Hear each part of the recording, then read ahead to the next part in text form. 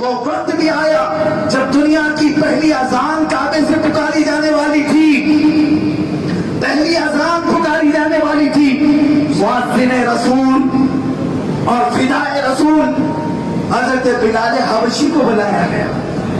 اس وقت بڑے بڑے اکابر صحابہ تھے، صدیق اکبر بھی تھے، عمر ابن خطاب بھی تھے، عثمان ابن غنی، عثمان ابن عفان بھی تھے، حیدر کرار بھی تھے، رضوان اللہ تعالی علیہ مجمعین، حضور کے اجلہ صحابہ تھے۔ پورے مجمع میں رسول پاک نے پکارا بلال کدھر ہے؟ حضرت بلال غلامی جھیلے ہوئے، تکلیفیں جھیلے ہوئے، اسی مکہ کی سرزمین پر انہیں گھسیٹا گیا ہے، سر جھکائے ہوئے آئے۔ میرے آقا نے فرمایا بلال سر اٹھو، کعبے کی چھت پر چڑھو، سبحان اللہ، کعبے کی چھت پر چڑھو۔ سیدنا بلال حبشی کو کعبے کی چھت پر چڑھایا گیا اور کہا گیا وہاں سے اذان پکارو۔ آپ نے سنا ہوگا بلال حبشی نے حرم کعبہ سے اذان پکاری۔ میں پوچھتا ہوں کہ اذان تو آج بھی ہم دے رہے ہیں، حرم کعبہ میں آج بھی دی جاتی، کسی اونچے ٹیلے پر، کسی کٹے پر کھڑے ہو کر، کسی صاف ستھری جگہ پر کھڑے ہو کر اس وقت بھی اذان دلائی جا سکتی۔ مگر یہ اشراقان مصطفیٰ سے پوچھو میرے آقا نے بلال کو ہی کیوں کعبے کی چھت پر چڑھایا؟ تمہیں یہ پتا چلے گا، بزرگوں نے فرمایا تاکہ یہ دنیا کو میسج ملے، جو رسول پاک کے لیے مر مٹتا ہے، اپنے زخموں کو برداشت کرتا ہے، اور کعبے کی چھت کو بھی اس کے قدموں کے نیچے کرتا ہے۔ سبحان اللہ، سبحان اللہ، سبحان اللہ۔ یہ انعام ہے حضور پاک صلی اللہ تعالی علیہ وسلم کے لیے۔ جو بھی آج تک کھڑا ہوا یا مصیبتیں اٹھایا، بظاہر اس کی زندگی ختم تو کی جا سکتی ہے لیکن اس کا نام و نشان مٹتا نہیں۔ میرے عزیزوں، آج آپ کو میں بتاؤں، شاید آپ اخبار و روایات میں کھو گئے ہوں گے، اب اپنے مجاہدین کو یاد کرنا بند کر دیا ہوگا۔ میں تمہیں ایک اور علاج بھی بتا دوں، ہر ایک چیز کا علاج ہے نا، سردی ہو جائے تو ٹیبلٹ لے لو، بخار ہو جائے تو دوا لے لو ڈاکٹر کے پاس۔ میں آپ کو ایک اور علاج بتانے آیا ہوں، توجہ۔ کوئی بھی مرض ہو تو ڈاکٹر کے پاس علاج لیتے ہیں، اور کسی عالم کے پاس جاؤ گے، صوفی عامل کے پاس جاؤ گے، وہ تعویذ دے گا یا عمل بتائے گا، وظیفہ بتائے گا۔ آج مجھ فقیر سے بھی ایک علاج لے کر جاؤ، سردی بخار کا نہیں، جادو ٹونے کا نہیں، دل میں اگر خوف ہے اور بزدلی ہے، اس کا علاج کیا ہے؟ کون سی ٹیبلٹ کھائیں؟ میں علماء کو دکھاؤں گا، قوم کو اگر اس بزدلی کے مرض سے نکالنا ہے تو علاج ہے انہیں بار بار سناؤ، ہمارا کوئی صلاح الدین تھا، ہمارا کوئی شہاب الدین تھا، ہمارا کوئی اورنگزیب تھا، ہمارا کوئی ٹیپو سلطان تھا۔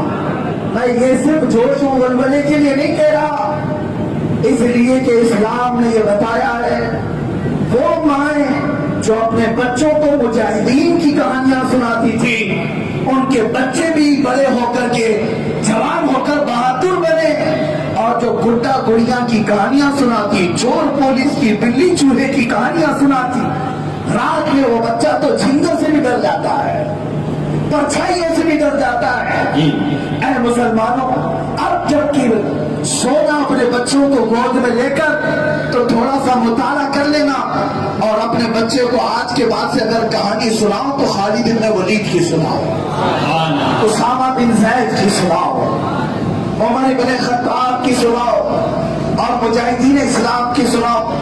میں آپ سے کہتا ہوں، کیا آج صلاح الدین کا نام ہم سے ختم ہو گیا؟ نہیں ہوا۔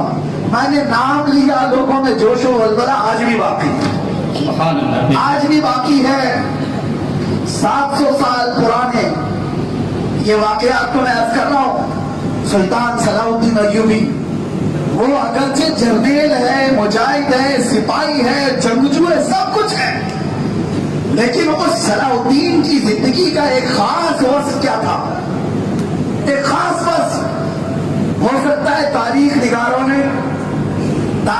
ईमान फरोशों की लिखने वालों ने नावल के अंदाज में बह करके कुछ और लिख दिया होगा।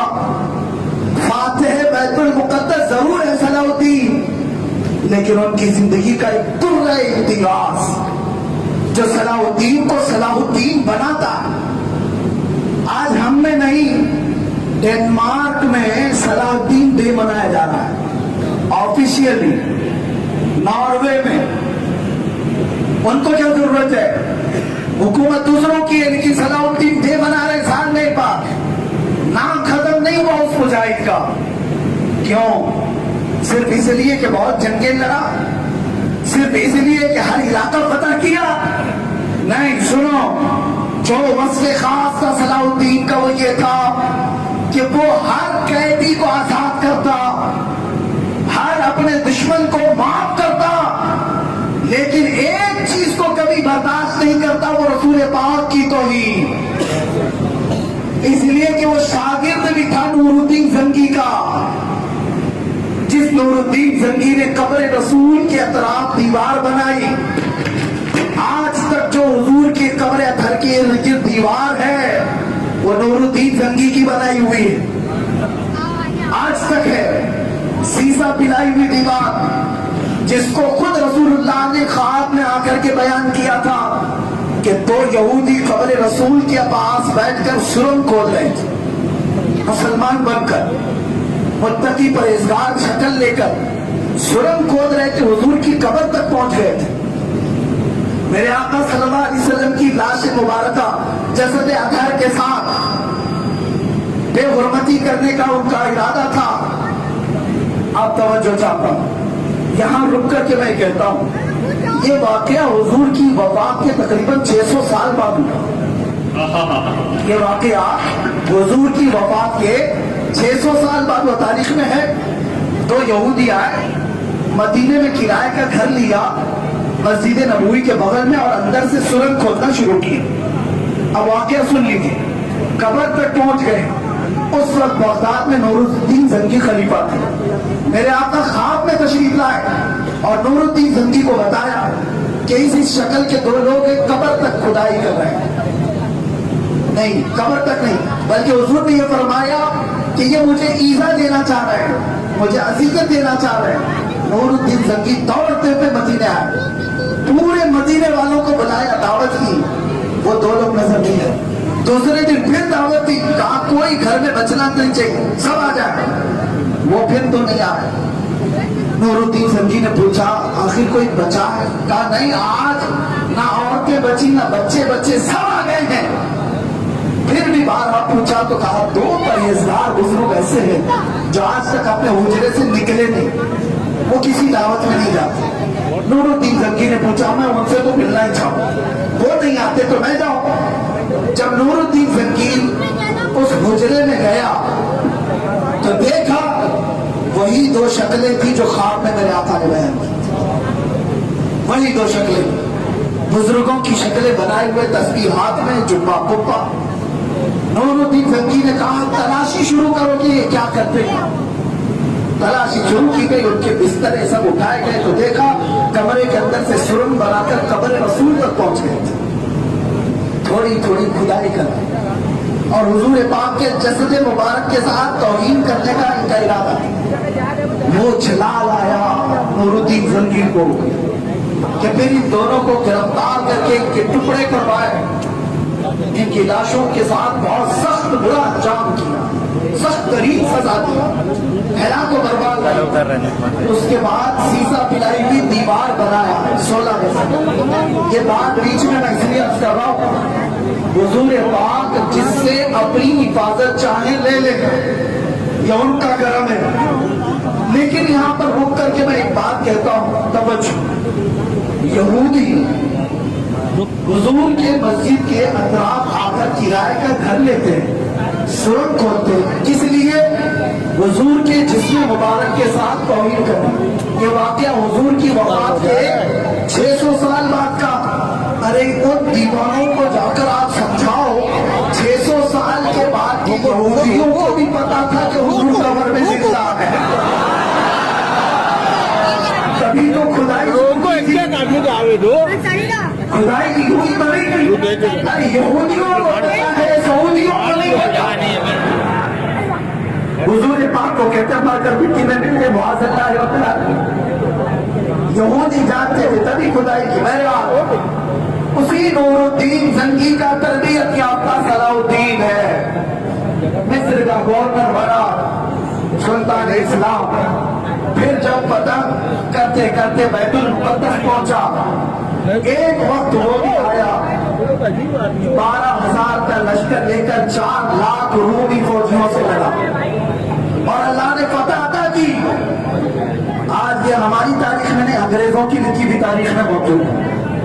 سارے بڑے بادشاہ ان کے آ گئے تھے. ایک ایسا ان کا جرنیل تھا عیسائیوں کا جس کا نام برنس سلیم. اس نے ایک مسلمان قافلے کو گرفتار کیا اور ان کا مال لوٹ لیا. ملک کے شام میں کوڑے مارے اور پکار کر کہنے لگا تم مسلمان ہو, پکارو محمد کو, کہاں ہے محمد؟ تانا دینے لگا. مسلمان بیچارے لٹ گئے, پٹ گئے. کسی نے آ کر صلاح الدین کو یہ خبر دے دی کہ وہ ظالم برنس نام کا جرنیل عیسائیوں کا مسلمانوں کو لوٹا تو لوٹا, مارا تو مارا, لیکن یہ کہا کہ محمد کو بلاؤ, کیوں نہیں آتے ہو مدد کے لیے؟ ان کی بولی آج بھی کچھ لوگ بولتے ہیں, بلاؤ تمہارے محمد کو, کیوں نہیں آتے؟ سنو, آئیں گے, ضرور آئیں گے, وقت بھی آئے گا.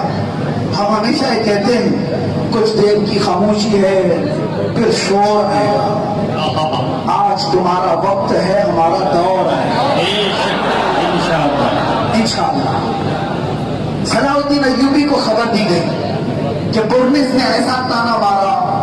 اس وقت جانتے صلاح الدین سخت بیمار, اتنے بیمار کہ بستر سے اٹھ نہیں سکتے تھے. آخری وقت آ گیا تھا. اس کے باوجود اللہ سے یہ منت مانگی کہ اللہ میری زندگی کو صرف اتنی بڑھا دے, اتنی اور لمبی کر دے کہ میں اس برنس کو ختم کروں جو میرے نبی کی شان میں بھونک رہا ہے, میں اسے بتا دوں. اللہ نے دعا قبول کی. 2.5 سال کا عرصہ گزرا. صلاح الدین ایوبی سپاہیاب ہوئے. واپس پھر مارکہ آرائی شروع ہوئی. مسلمان فوجوں نے جب اپنی بڑھت شروع کی تو وہ وقت بھی آیا جب اس برنس کو گرفتار کیا گیا. آخر آ گیا اونٹ پہاڑ کے نیچے, وہ گرفتار ہو کر کے آیا. صلاح الدین کی عادت تھی جو لوگ ہتھیار چھوڑ دیتے انہیں معاف کر دیتے. معاف کرتے جاؤ تم اپنے وطن, آئندہ نہ لڑنا. یہی آج انگریزوں نے بھی لکھا ہے. ہمارے بڑے بڑے جرنیلوں کو صلاح الدین نے معاف کر کے بھیجا, بلکہ وہاں کا مال بھی دے کے بھیجا. لے جاؤ سب, ہم مال کے لیے نہیں لڑتے. ہمارا مقصد, اقبال نے سچ کہا, شہادت ہے مطلوب و مقصود مومن, نہ مال غنیمت نہ کشور کشائی. نہ مال غنیمت نہ کشور کشائی. مسلمان کا مقصد تو شہادت ہے. اب صلاح الدین ایوبی کی عادت جو تھی سب کو معاف کرنے کی, باری آئی سب کو معاف کرتا رہا. برنس جیسی آیا, آنکھیں چوری ہو گئی, چہرہ سرخ ہو گیا, گرفتار کر کے سامنے لایا گیا اور کہا میری وہ تلوار لے آؤ جو ہر جنگ میں میرے ساتھ شریک ہے. تلوار لہرایا اور اس کی گردن پر رکھا. برنس تو کہا تھا نا تم تو سب کو معاف کرتے ہو. صلاح الدین نے کہا ہاں, سوائے غدار رسول کے, سوائے غدار رسول کے. اور پھر صلاح الدین نے کہا برنس آج سے 28 سال پہلے تو نے پکارا تھا مسلمانوں کا مال لوٹ کر کے بلاؤ, محمد کیوں نہیں آتے تمہاری مدد کے لیے؟ دیکھ اسی محمد نے مجھ خادم کو بھیجا ہے تیری گردن لینے کے. اور سر قلم کیا. یہ واقعہ تاریخ میں موجود ہے, لیکن میں بتانا ہی چاہتا ہوں یہ جو 2.5 سال کا عرصہ گزرا یہ اہم ہے. میری تقریر کا خلاصہ, میری تقریر کا اہم پوائنٹ ہے, یہ اہم بات ہے. صلاح الدین نے بدلا نہیں لیا اپنی بات. یہ جو 2.5 سال گزرے تاریخ میں ہے, ان 2.5 سالوں میں ایک رات بھی صلاح الدین نے پیر لمبے نہیں کیے. ایک رات بھی بستر پر نہیں سویا، کچے خاک پر بیٹھتا تھا رات بھر، بیماری ہو یا صحت یابی ہو بستر پر نہیں سویا۔ 2.5 سال تک بستر تکیہ پیش کیا جاتا تو تڑپ کر کہتا، نادانوں مجھ کو تم بستر دے رہے ہو، جبکہ میرے نبی کو کسی نے توہین آمیز جملے میں پکارا ہے۔ کل اگر بارگاہ رسالت میں مجھے پکڑا گیا اور پوچھا گیا، صلاح الدین مجھے گالیاں دی جا رہی تھی، تو بستر پہ سو رہا تھا، میں کیا جواب دوں؟ یہی ترے امتیاز ہے جو صلاح الدین کو صلاح الدین بنایا۔ سبحان اللہ، سبحان جو حضور کے لیے مرا، جو حضور کے لیے کھڑا ہوا، قیامت تک اس کا نام مٹتا نہیں۔ اعلیٰ حضرت کیا کہہ گئے؟ بے نشانوں کا نشان مٹتا نہیں، سبحان اللہ، بے نشانوں کا نشان مٹتا نہیں، مٹتے مٹتے نام ہو ہی جائے گا۔ بے شک یہ ہے غلامان رسول۔ مصطفیٰ کریم صلی اللہ علیہ وسلم کے غلاموں کا انداز نرالا تھا۔ ہم اپنی تاریخ کی طرف پلٹ آئے۔ میرے عزیزو، تم نہ گھبراؤ، تم پریشان نہ ہو، کامیابی تمہارے لیے ہے۔ ایمان شرط ہے۔ ایمان کسے کہتے ہیں؟ قرآن نے کہا نا، وَلَا تَهِنُوا وَلَا تَحْزَنُوا وَأَنْتُمُ الْأَعْلَوْنَ إِن كُنتُم مُؤْمِنِينَ۔ قرآن نے کہا تم گھبراؤ مت، پریشان مت ہو، تم سربلند رہو گے، کامیاب رہو گے اگر تم ایمان رکھو۔ اور ایمان کہتے کسے؟ لا يؤمن أحدكم حتى أكون أحب إليه من والده وولده والناس أجمعين۔ تم میں سے اس وقت تک کسی کا ایمان مکمل نہیں ہو سکتا جب تک رسول پاک سے وہ اپنی ساری اولاد، سارے انسانوں سے زیادہ محبت نہ کرے۔ یہ شرط ہے تمہارے لیے۔ محمد کی محبت دین حق کی شرط اول ہے، اسی میں ہو اگر خامی تو سب کچھ نامکمل۔ بے شک اس پوائنٹ کی طرف واپس آ جاؤ، اس پوائنٹ کی طرف آؤ۔ ارے اس مجدد دین و ملت نے جو اپنی پوری زندگی دفاع ناموس رسالت میں خرچ کی، اس کا ایک مصرع ہماری زندگی کے لیے درس ہے، جو امام اہل سنت نے فرمایا، اگر آج ہم غیروں کے لیے یہ کہتے ہوں گے تو میں اپنوں کے لیے بھی یہ شعر پڑھتا ہوں، آج لے ان کی پناہ، آج مدد مانگ ان سے، آج لے ان کی پناہ، آج مدد مانگ ان سے، پھر نہ مانیں گے قیامت میں اگر مان گئے۔ قیامت کے دن اگر تم اس دن تم مانو گے، کیوں نہیں مانیں؟ فقط اتنا سبب ہے ان اقاد بزم محشر کا کہ ان کی شان محبوبی دکھائی جانے والی۔ سبحان اللہ، سبحان اللہ، ہر کوئی کہے گا محمد ہمارے ہیں، رسول پاک صلی اللہ علیہ وسلم کی شان ہر کوئی کہے گا، لیکن کمال اس کے لیے جو یہاں مان گیا۔ آپ مرنے سے پہلے اتنا ضرور کر کے جانا کہ قبر میں جاؤ تو حضور کو مسکراتے ہوئے دیکھ سکو۔ کہیں ایسا نہ ہو کہ بزرگوں نے فرمایا بعض وہ لوگ قبر میں آئیں گے جو مومن ہوں گے، مسلمان ہوں گے، لیکن قبر میں آئیں گے فرشتے ان کو تیسرا سوال کر رہے ہوں گے حضور کی طرف نکاح کر، ان کے بارے میں تو دنیا میں کیا کہتا تھا؟ یہ مسلمان مچل کر کے کہنا چاہتا ہوگا یہ اللہ کے رسول ہیں، یہ میرے آقا ہیں، یہ میرے داتا ہیں، لیکن بعض لوگوں کی قبروں میں یہ ہوگا کہ جب یہ مسلمان حضور کی طرف دیکھنے کی کوشش کرے گا، میرے آقا قبر میں ہوں گے اور اپنا چہرہ پھیر لیں گے اور ارشاد فرمائیں گے خبردار میری طرف دیکھنا مت، اس لیے کہ دنیا میں تجھے میرا چہرہ پسند ہے، دنیا میں تجھے کسی اور کی عادت و اخلاق اچھے لگتے تھے۔ اے مسلمانوں، آج سنبھل جاؤ، حضور پاک کے اخلاق کو نہیں اپناؤ گے تو قبر میں بھی پچھتاؤ گے، آخرت میں بھی پچھتاؤ گے۔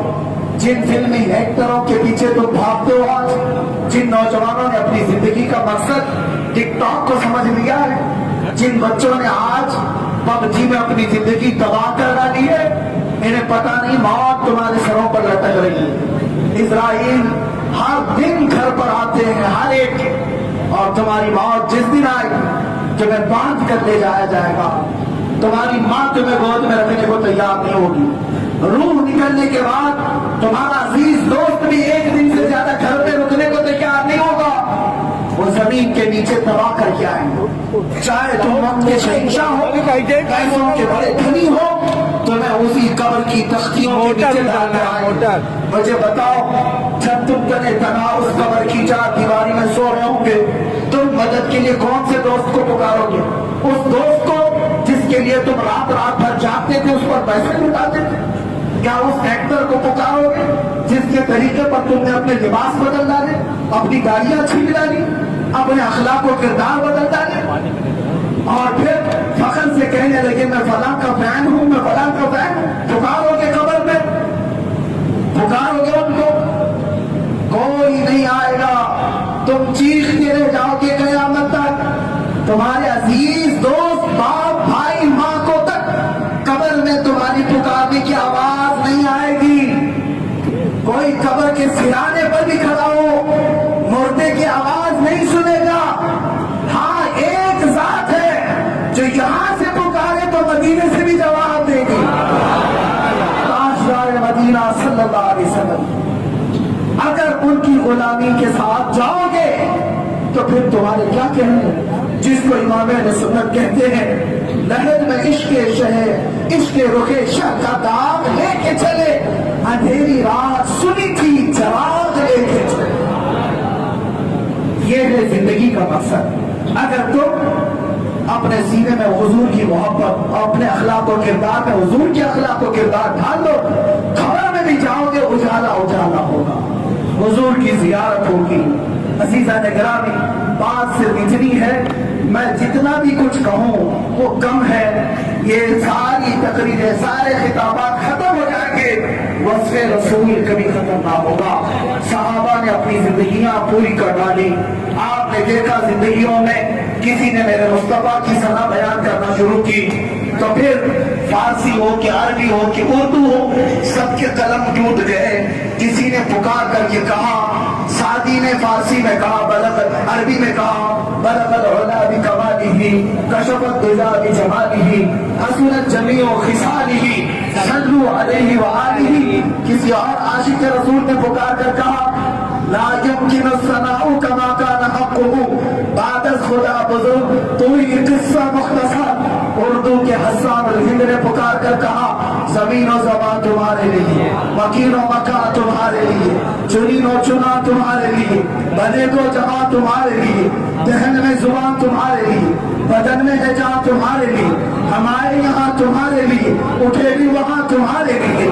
یہ بریلی کے امام نے وصف بیان کیا، شروع کیا تھا، پورا دیوان لکھ ڈالا، پوری کتابیں بھر ڈالی، اخیر میں تھک ہار کر کے پھر یہ کہا لیکن رضا نے ختم سخن اس پہ کر دیا. خالق کا بندہ خلق کا آقا کہوں تجھے.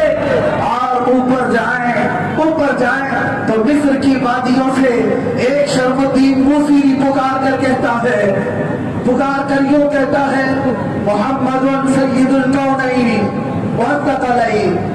اور پھر پکار کر کہتا ہے مولایا صلی وسلم دائما ابدا علی حبیبک خیر الخلق کلہم هو الحبیب الذی ترجى شفاعته لكل حول من الاحوال مقتحم. یہ مداحان رسول یہی ختم نہیں ہوئے، ہم اوپر اور جا کر دیکھتے ہیں وہاں بھی لکھنے والوں میں سے خود رسول پاک کے سامنے بیٹھ کر کے حسان ابن ثابت پکارتے ہیں وَأَحْسَنُ مِنْكَ لَمْ تَرَ قَطُّ عَيْنِي وَأَجْمَلُ مِنْكَ لَمْ تَلِدِ النِّسَاءُ خُلِقْتَ مُبَرَّأً مِنْ كُلِّ عَيْبٍ كَأَنَّكَ قَدْ خُلِقْتَ كَمَا تَشَاءُ. آپ سے زیادہ حسین میری آنکھ نے دیکھا ہی نہیں یا رسول اللہ، آپ سے زیادہ خوبصورت کسی ماں نے جنا ہی نہیں. اللہ نے آپ کو ہر عیب سے پاک پیدا کیا، جیسے آپ چاہتے تھے آپ کی مرضی کے مطابق بنایا. اور جبرائیل امین کی ترجمانی کرتے ہوئے ایک شاعر نے پھر یہ کہا، ان سے پوچھا گیا آپ نے کیا دیکھا؟ جبرائیل کی زبانی شاعر کہتا ہے آفاق ہا کر دیتا ہم بسیار خوبا دیتا ہم لیکن تو چیزیں دیگری یا رسول اللہ. میں نے بہت سارے آسمانوں کا سفر کیا، بہت ساری کائنات کو دیکھا اور بڑے بڑے اچھوں کو دیکھا، لیکن اے اللہ کے رسول تمہاری بات ہی کچھ اور ہے. سب اچھوں میں اچھا سمجھیے جسے ہے اس اچھے سے اچھا ہمارا نبی. سب اونچوں سے اونچا سمجھیے جسے ہے اس اونچے سے اونچا ہمارا نبی. اور اس پر یہاں تک ختم نہیں ہوا، یہ تو شعرا ہوئے، مدحان رسول ہوئے، صحابہ کی جماعت بھی ہوئی، اتنے پر بس نہیں بلکہ خود خدا قدیر و جبار نے بھی حمد بیان کی اور تعریف میں کہا وَضُحَىٰ وَاللَّيْلِ إِذَا سَجَىٰ وَاللَّيْلِ إِذَا يَغْشَىٰ اور وَمَا رَمَيْتَ إِذْ رَمَيْتَ وَلَٰكِنَّ اللَّهَ رَمَىٰ إِنَّا أَعْطَيْنَاكَ الْكَوْثَرَ۔ پورے رسول پاک کی مدح ذرائع میں قرآن کی آیتیں آئی، آغاز سے اخیر تک قرآن نعت مصطفیٰ محبوب کے بیان کا کیسا انوکھا ڈھنگ ہے۔ اسی لیے میں کہتا ہوں خدا کی رضا چاہتے ہیں تو عالم، خدا چاہتا ہے رضا محمد۔ اے مسلمانوں، اس راز کو سمجھ لو، جلدی سے سمجھ لو کہ ہمیں کرنی ہے شہنشاہ مطلب کی رضا جوئی۔ وہ اپنے ہو گئے تو رحمت پروردگار اپنی۔ اب میں اپنی گفتگو کا خاتمہ اس بات پر کرتا ہوں جس راز کی طرف اقبال نے اشارہ کر کے بتایا تھا کہ محمد سے وفا تو نے تو ہم تیرے ہیں، یہ جہاں چیز ہے کیا لوح و قلم تیرے ہیں۔ پھر اقبال کہتا ہے اگر دنیا آج پسماندہ ہو جائے، تمہاری قوم ڈھیلی ہو گئی، کمزور ہو گئی، مردہ سی نظر آنے لگی، دل مرجھانے لگے، تو تجھے اگر زندہ کرنا ہے اس قوم کو کیسے زندہ کرے گا؟ اقبال کہتا ہے اٹھو قوت عشق سے ہر بست کو بالا کر دو، قوت عشق سے ہر بست کو بالا کر دو اور دہر میں نام محمد سے اجالا کر دو۔ یہی ہے، کمزوری اگر آئی ہے تو نام محمد کی کثرت کرو، حضور کی تعریف زیادہ بیان کرو، ان کے لیے مر مٹنے کا جذبہ پیدا کرو۔ آخر میں جوانوں، میں آپ سے کہوں گا میری گفتگو کے خلاصے کے بعد میں نے شروع میں ہی بیان کر دیا، میری عادت نے بہت سارے شعراء آپ یہاں پوچھتے ہوں گے کس کو مدینے جانا ہے، کس کو مکہ جانا ہے، نعت کے الفاظ میں اشعار میں لے کے اگرچہ نہیں جاتے پوچھتے تو ہیں اور آپ خوشی میں ہاتھ میں اٹھا دیتے ہیں، اچھی بات ہے، یہ تمہارا شوق ہے، لیکن مجھ فقیر کی عادت ہے مکہ مدینہ جانا قسمت میں ہو تو اللہ ضرور عطا کرے، لیکن میں اس بات کے لیے ضرور ہاتھ اٹھاؤں گا یا اس بات کے لیے ضرور آپ کی بیداری پوچھوں گا، اے لوگوں کہاں جانا ہے، کہاں مجھے لے کے جانا ہے، یہ میری کوئی استطاعت نہیں، اتنی بات ضرور پوچھوں گا کیا تم میں اب بھی اس بات کی غیرت موجود ہے کہ اگر حضور کی عزت کی بات آئے تو اپنی گردن دینے کے لیے تیار ہے؟ کیا ہم اپنے خون کا آخری قطرہ قربان کرنے کے لیے تیار ہیں؟ لبیک لبیک لبیک لبیک یا رسول اللہ، لبیک لبیک لبیک یا رسول اللہ، لبیک لبیک یا رسول اللہ، وآخر دعوانا الحمدللہ رب العالمین۔ آرام سے آرام سے آرام سے بھئی آرام سے۔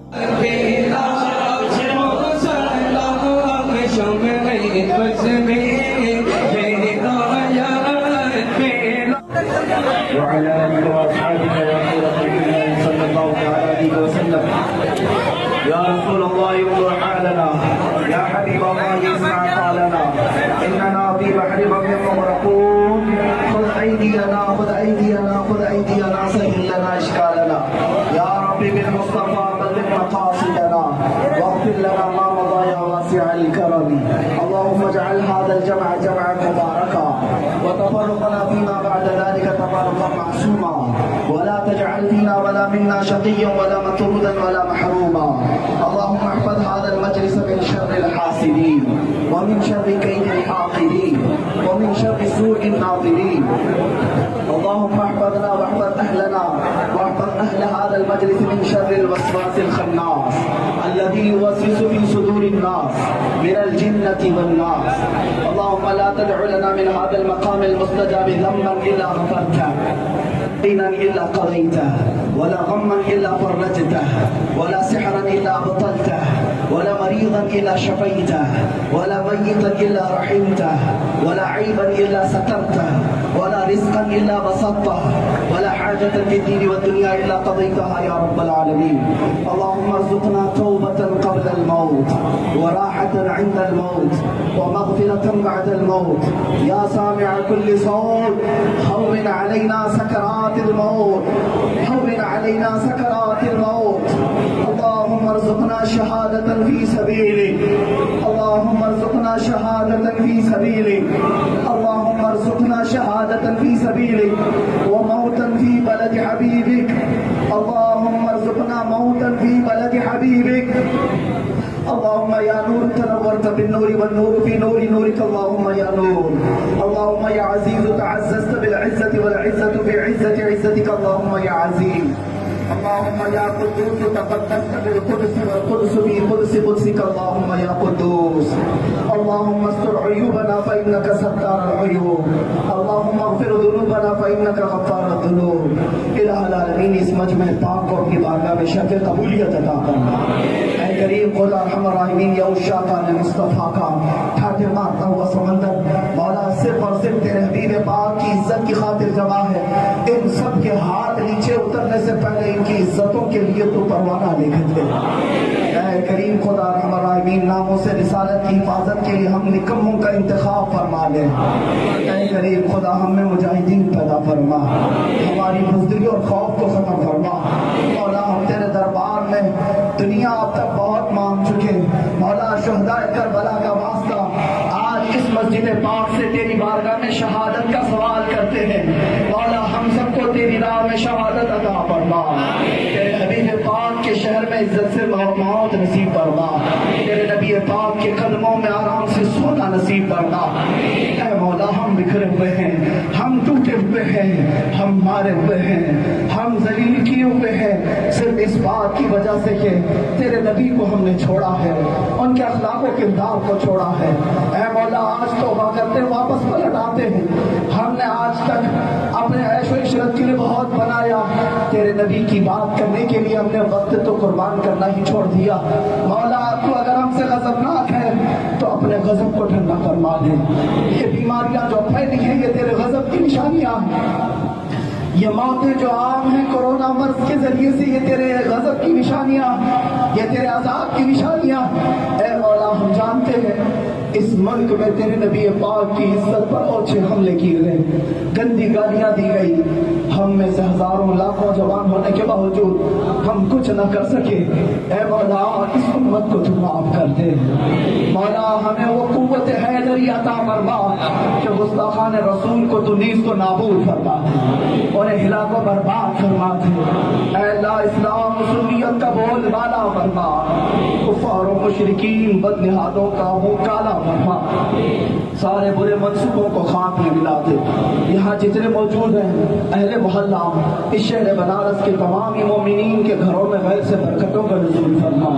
انہیں بے روزگاری سے بچا ان میں جو بے اولاد ہیں انہیں صاحب اولاد بنا جو قرض میں ڈوبے ان کے قرضوں میں آسانی عطا فرما جو ناحق مقدمے اور جیل کی سزاؤں میں مولا انہیں رہائی پیدا فرما اے اللہ جو بے جوڑ ہیں انہیں نیک صالح رشتے عطا فرما اے کریم خدا ارحم الراحمین ہماری ماؤں بچیوں بیٹیوں بہنوں باہوؤں سب کو ہم نے تیرے حوالے کر دیا ان کی عزتوں کی تو حفاظت فرما ان کی طرف اٹھنے والی آنکھوں کو تو خاک میں ملا دے اے اللہ اے رسول پاک کے خدا ہم سب کو جب تک دنیا میں رکھ تیرے حبیب پاک کی عزت کے لیے لڑنے والوں میں رکھ اور ان کے لیے جان دینے والوں میں رکھ مولا ہمیں گستاخان رسول اور بد عقیدوں سے ہمیشہ کے لیے محفوظ رکھ ہماری نسلوں میں قیامت تک عاشقان مصطفیٰ پیدا فرما گستاخان رسول اور دشمنان رسول سے ہماری اولاد کی حفاظت فرما اے رب قدیر احسن الخالقین تیرے دربار میں آخر میں اتنی التجا ہے مولا ہماری زندگی جب ختم ہونے کو آئے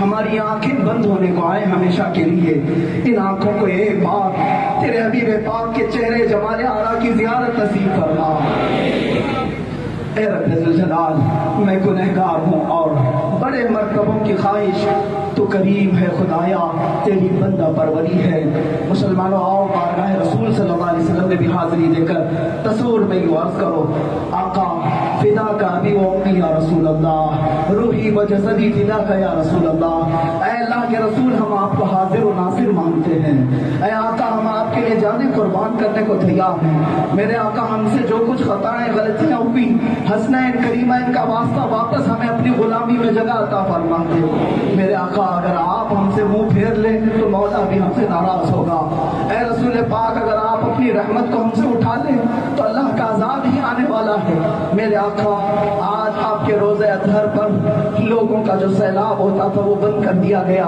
ہمیں یہ احساس ہونے لگا کہیں آپ ہم غلاموں سے ناراض تو نہیں۔ میرے آقا پھر بھی آپ کے کرم سے یہ امید ہے، آپ کے دربار سے یہ امید ہے، آپ کریم ابن کریم ہیں، شریف ابن شریف ہیں۔